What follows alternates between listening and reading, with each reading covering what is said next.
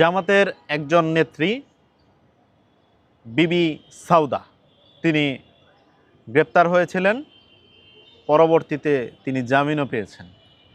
একজন নারী হয়ে আরেকজন নারীকে যখন কুরুচি সম্পন্ন বক্তব্যে অর্থাৎ মন্তব্য করে, তখন আপনি তাকে কি শুধু নারী হিসেবে দেখবেন না অপরাধী হিসেবে দেখবেন? অবশ্যই অপরাধী হিসেবে। একজন নারী হয়ে আরেকজন নারীকে নিয়ে কুরুচি সম্পন্ন বক্তব্য কথা বলতে পারেন না তো তিনি।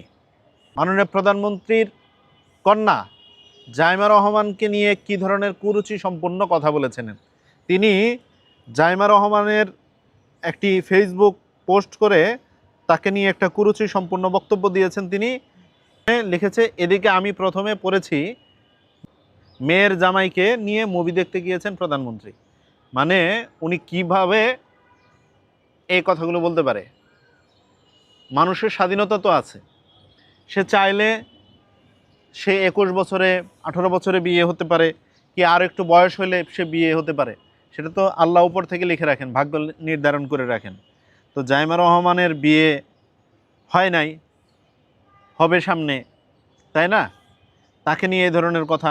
আরেকজন এই যে পররাষ্ট্র প্রতিমন্ত্রী শামা ওবায়েদকে নিয়ে লিখেছেন, সাবেক নর্তকী মমতাজ জেলে, তো আরেকজন সংসদ সদস্য মমতাজ বলেছিল, মানে তাকেও নর্তকী বানাইতেছে, নর্তকী বলতেছে। তো সে আবার নারী হয় কিভাবে? সে অপরাধী। আবার এদিকে আপনার মাননীয় প্রধানমন্ত্রী প্রত্যেকটা মন্ত্রণালয় শুধু না, সরকারি অফিস আদালতগুলোতে বলেছেন বিদ্যুৎ কম খরচ করার জন্য, অযথা লাইট ফ্যানগুলো যেন বন্ধ থাকে। সেই বিষয় নিয়ে রুহুল কবির রিজভির একটা মন্তব্য ছিল। তো সেই মন্তব্যে তিনি আবার লিখেছে, তদারকি করে লাইট ফ্যান বন্ধ করে চুরি করবে।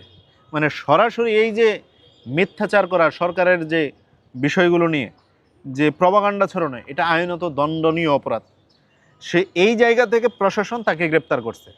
তো জামাত একজন নারী এই ধরনের খারাপ চরিত্রের হচ্ছে, তাকে তারা সাংগঠনিক কোনো ব্যবস্থা গ্রহণ করতে পারে না। আবার মায়া কান্না করে, লজ্জা নাই তো আসলে জামাতে ইসলামের। জামাতে ইসলামের কি লজ্জা আছে? দেখেন সংসদে জামাতের আমির দাঁড়ায় বলল যে এই সংবিধান ছুঁড়ে ফেলতে চেয়েছে এমন কোনো সংসদ সদস্য আমাদের বলেন না, আমি চ্যালেঞ্জ করে বলছি। উনি কতটুকু কাণ্ডজ্ঞানহীন, যে সংসদে উনি বসে আছেন ওনার সামনে দাঁড়িয়ে শফিকুর রহমান মাসুদ, এই যে ঢাকা মহানগরের সেক্রেটারি জামাতের,